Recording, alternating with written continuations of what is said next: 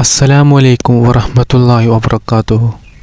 പ്രിയ സഹോദരങ്ങളെ, നമ്മൾ എല്ലാവരും ദിവസവും നമസ്കരിക്കുന്നു.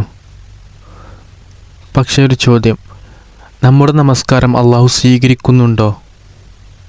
ഇത് ഓരോ മുസ്ലിമും സ്വയം ചോദിക്കേണ്ട ചോദ്യമാണ്.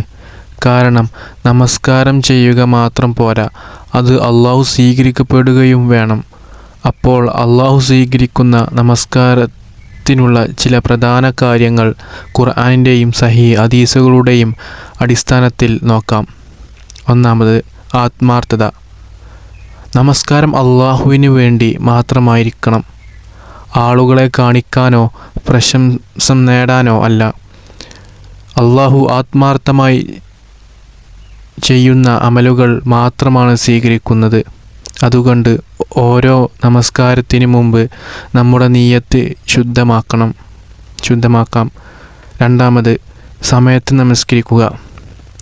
അള്ളാഹു ഖുർആനിൽ പറയുന്നു, നിശ്ചിത സമയങ്ങളിൽ വിശ്വാസികൾക്ക് നമസ്കാരം നിർബന്ധമാക്കപ്പെട്ടിരിക്കുന്നു എന്ന്. സമയം കഴിഞ്ഞ് നമസ്കരിക്കുന്നത് ശീലമാക്കരുത്. സമയത്ത് നമസ്കരിക്കാൻ ശ്രമിക്കുന്നവരെ അള്ളാഹു ഇഷ്ടപ്പെടുന്നു. 3. ഖുശൂഅ്. നമസ്കാരത്തിൽ നിൽക്കുമ്പോൾ മനസ്സ് ലോകകാര്യങ്ങളിൽ അലഞ്ഞു തിരിയരുത്.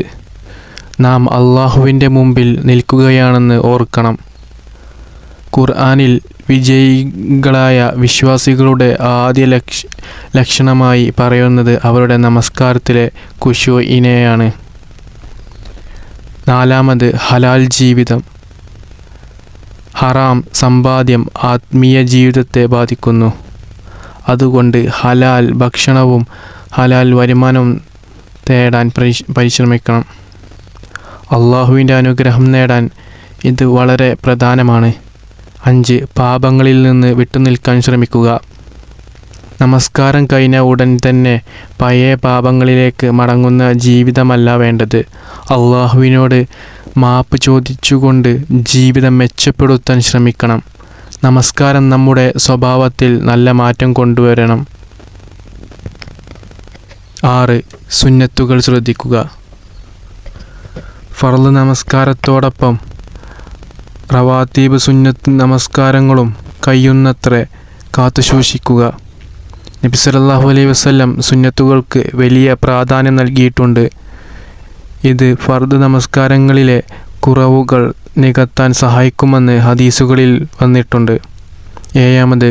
നമസ്കാരത്തിന് ശേഷം ഇസ്തിഗ്ഫാറും ദുആയും. നബി സല്ലല്ലാഹു അലൈഹി വസല്ലം സലാം വീട്ടിയ ശേഷം 3 പ്രാവശ്യം അസ്തഗ്ഫിറുല്ലാഹ് എന്ന് ചൊല്ലുമായിരുന്നു. കാരണം നമ്മുടെ നമസ്കാരത്തിൽ കുറവുകൾ ഉണ്ടായിരിക്കാം. അതുകൊണ്ടാണ് അള്ളാഹുവിനോട് മാപ്പ് ചോദിക്കുകയും നമസ്കാരം സ്വീകരിക്കണമെന്ന് ദുആ ചെയ്യുകയും ചെയ്യണം. പ്രിയ സഹോദരങ്ങളെ, ഇന്ന് നമ്മൾ ഒരു കാര്യം മനസ്സിലാക്കി. നമസ്കാരം ചെയ്യുന്നത് മാത്രം മതിയല്ല, അത് ആത്മാർത്ഥതയോടെയും ഖുശൂഅോടെ സമയത്തെയും അള്ളാഹുവിൻ്റെ പ്രീതിക്കു വേണ്ടിയും ചെയ്യാൻ ശ്രമിക്കണം. ഇന്നു മുതൽ ഓരോ നമസ്കാരത്തിന് ശേഷം സ്വയം ഒരു ചോദ്യം ചോദിക്കണം: ഈ നമസ്കാരം അള്ളാഹു സ്വീകരിക്കുമോ? ആ ചിന്ത നമ്മുടെ ജീവിതത്തെ മാറ്റിമറിക്കും. ഇൻഷാ അല്ലാഹ്. അള്ളാഹു നമ്മുടെ എല്ലാ നമസ്കാരങ്ങളും സ്വീകരിക്കട്ടെ. നമ്മെ ഖുശൂഅോടെ നമസ്കരിക്കുന്നവരിൽ ഉൾപ്പെടുത്തട്ടെ. ആമീൻ. ഈ വീഡിയോ നിങ്ങൾക്ക് ഉപകാരപ്പെട്ടുവെങ്കിൽ ലൈക്ക് ചെയ്യൂ, ഷെയർ ചെയ്യൂ. ഖുർആനും സഹീഹ് ഹദീസുകളും അടിസ്ഥാനമാക്കിയുള്ള കൂടുതൽ ഇസ്ലാമിക ഓർമ്മപ്പെടുത്തലുകൾക്കായി ദിക്ർ തെറാപ്പി എന്ന ചാനൽ സബ്സ്ക്രൈബ് ചെയ്യാനും മറക്കരുത്. അസ്സലാമു അലൈക്കും വറഹ്മത്തുള്ളാഹി വബറകാതുഹു.